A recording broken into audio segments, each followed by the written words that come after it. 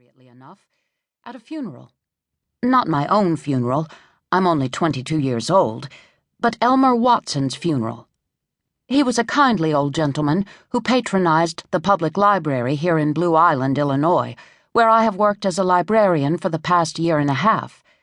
I knew Mr. Watson, or I suppose it would be more accurate to say that I knew his taste in books and magazines, and I thought very highly of him because of his reading preferences. When I heard that his funeral would be held that day, I walked to the funeral parlor after work and took a seat in the back row by myself. My father, Reverend Horace Ripley, conducted the service. But first, an entire host of Mr. Watson's boring relatives, long-lost cousins, sons, nephews, and in-laws, decided to get up and tell long-winded stories about how Elmer had once walked to the store with them, or bought a horse from them, or some such inane piece of history. None of these people could tell a decent story to save his life. I wasn't the only one in the audience who was yawning. As the dreary eulogies dragged on and on, I pulled a book from my bag and began to read. I thought I was being quite subtle about it, glancing up every now and then, and nodding in sympathy as another one of Mr. Watson's fine character traits was eulogized. I could have added that he always returned his books to the library on time, but why prolong the service? That's when my boyfriend, Gordon T. Walters, son and grandson of the funeral directors, tiptoed up behind me and slipped into the chair beside mine. I quickly finished reading the paragraph and stuck a bookmark in place before closing the book. I expected Gordon to reach for my hand, but he didn't. He sat so stiffly beside me, all buttoned up in his dour black suit, that he might have been a corpse, like poor Mr. Watson. I looked up at Gordon and smiled, but he gave me a funereal frown and shook his head. I hadn't realized that he knew Elmer Watson, but why else would he act so somber?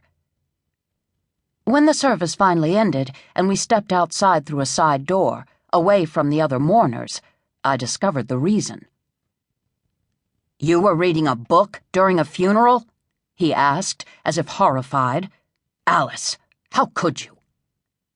"Well, it was a very good book," I said with a little shrug. "I couldn't help myself. I needed to find out what happened to the heroine." "What difference does it make what happens in a stupid book? It isn't real. It's a made-up story." "But a funeral, Alice. A funeral is real life." He was gesturing wildly, as if unable to convey his outrage with mere words. I reached for his hand, but he wouldn't let me take it. We stood in a beam of weak February sunshine outside the funeral parlor where Gordon lived and worked, and we were an oddly mismatched couple. Gordon tall and dark-haired, myself short and blonde. Patches of snow dotted the grass and lay in dirty mounds around the parking lot as black-clothed mourners climbed into their cars for the trip to the cemetery. Mr. Walters sometimes needed Gordon to drive the hearse, but not today.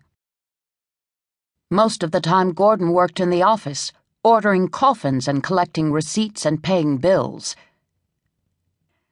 "I'm sorry," I told him, "but when a book is as well written as this one is, it seems just like real life to me, and I—" "But reading at a funeral?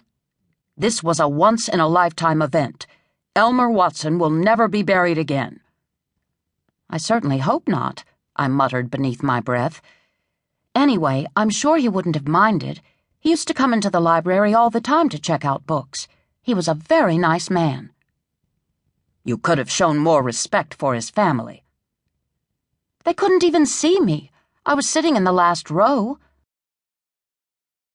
I didn't understand Gordon's outrage or why he was making such a big issue of this. "Come on," I said, taking his arm. "Walk me home." "No." He peeled my hand away. "Why did you come to the funeral in the first place if you weren't going to pay your respects? And you weren't very respectful, Alice. If you wanted to read your stupid book, you should have stayed home." I had been trying to make light of the incident until now because I honestly couldn't see why it bothered him.